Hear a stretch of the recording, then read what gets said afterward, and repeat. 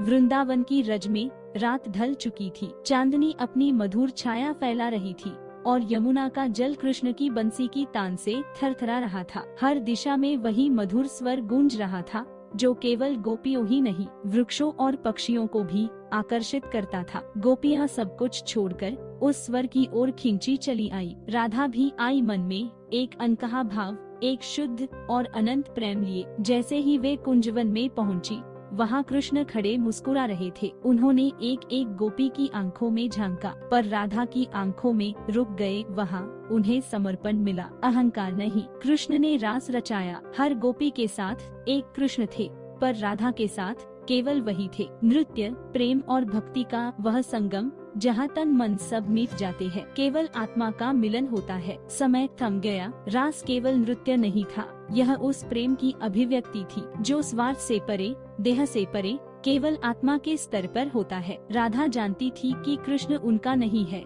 पर उनका होना ही काफी था। और कृष्ण जानते थे कि राधा केवल एक गोपी नहीं, प्रेम की पराकाष्ठा है। रास समाप्त हुआ। प्रभात की किरणें आई। गोपियाँ लौट गई। राधा ठहरी, मौन रही। कृष्ण मुस्कुराए और धीरे से बोले, राधे, तू मुझसे अलग कहाँ है? राधा ने उत्तर नहीं दिया। उनकी आंखों से बहती शांति ही उत्तर थी। रासलीला की उस रात के बाद वृंदावन के कुंजों में एक अजीब सी खामोशी छा गई थी। गोपियाँ लौट चुकी थी, पर राधा वही ठहरी रही। उनके भीतर कुछ टूटा नहीं था, बल्कि कुछ और दृढ़ हो गया था। कृष्ण धीरे धीरे राधा के समीप आए। चांद अब डूबने को था, पर उसकी रोशनी राधा के चेहरे पर वैसी ही थी जैसे किसी मंदिर की ज्योति में दीपक। कृष्ण बोले, राधे, रास तो पूर्ण हो गया, पर तुम अभी भी प्रतीक्षा में क्यों हो? राधा की आंखें गिली थी, पर मुस्कान स्थिर। उन्होंने कहा, मुझे रास की पूर्णता नहीं चाहिए थी कान्हा, मुझे तुम्हारा संग नहीं, तुम्हारा स्मरण चाहिए। तुम जहाँ भी रहो,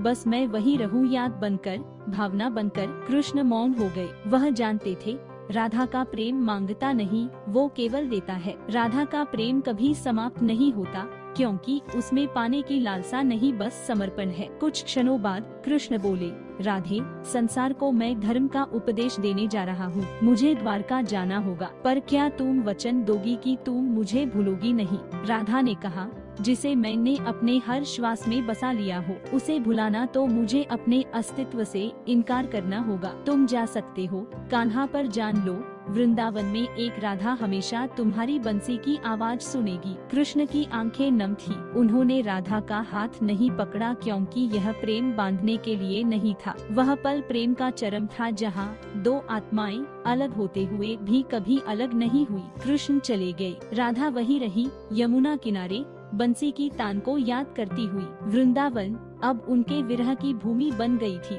और रासलीला केवल एक स्मृति नहीं, प्रेम का जीवित प्रतीक बन गई।